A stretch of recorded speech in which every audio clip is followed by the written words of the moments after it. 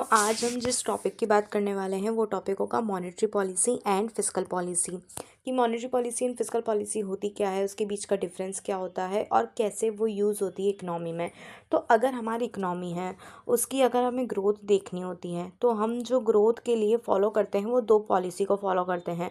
उसमें से एक जो पॉलिसी होती है वो आपकी मॉनेटरी पॉलिसी होती है और दूसरी पॉलिसी जो आपकी होती है वो फिस्कल पॉलिसी होती है। इसके एम क्या होते हैं और क्यों बनाई जाती हैं।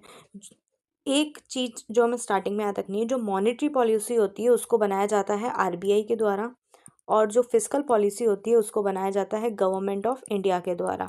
तो ये एक चीज़ क्लियर हो गई। Central bank versus central government, तो जो मॉनेटरी पॉलिसी होती है उसको कंट्रोल करती है आपकी सेंट्रल बैंक एंड जो फिस्कल पॉलिसी होती है उसको कंट्रोल करती है आपकी सेंट्रल गवर्नमेंट यानी कि मिनिस्ट्री ऑफ फाइनेंस करती है। अब मॉनेटरी पॉलिसी आरबीआई के द्वारा बनाई जाती है तो उसमें इन्फ्लेशन के बारे में होता है, इकोनॉमी के बारे में होता है और स्टेबिलिटी कैसे मेंटेन कर सकते हैं उसके बारे में होता है। एंड जो ओवरऑल डेवलपमेंट एंड ग्रोथ को देखती है वो आपकी फिस्कल पॉलिसी होती है। जो मॉनेटरी पॉलिसी का इम्पैक्ट जो होता है वो इनडायरेक्ट इम्पैक्ट होता है एंड हम कह सकते हैं कि जो फिस्कल पॉलिसी का इम्पैक्ट होता है वो डायरेक्ट इम्पैक्ट होता है।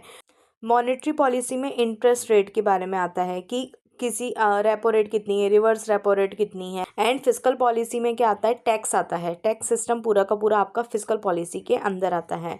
मॉनेटरी पॉलिसी जो होती है वो फ्लेक्सिबल होती है और उसमें चेंजेस देखने को मिलते हैं।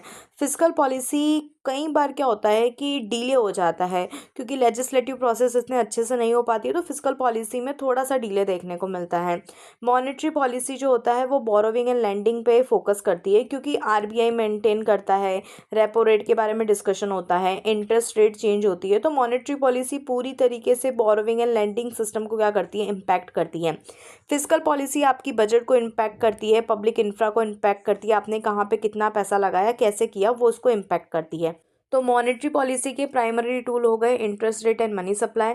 फिस्कल पॉलिसी के प्राइमरी टूल हो गए taxation, government spending. Monetary policy बनाई जाती है सेंट्रल बैंक के द्वारा यानी आरबीआई के द्वारा। फिस्कल पॉलिसी बनाई जाती है मिनिस्ट्री ऑफ फाइनेंस के द्वारा।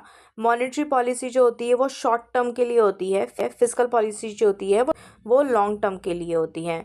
तो ये बेसिक डिफरेंस था monetary policy and fiscal policy के बीच में। Thank you.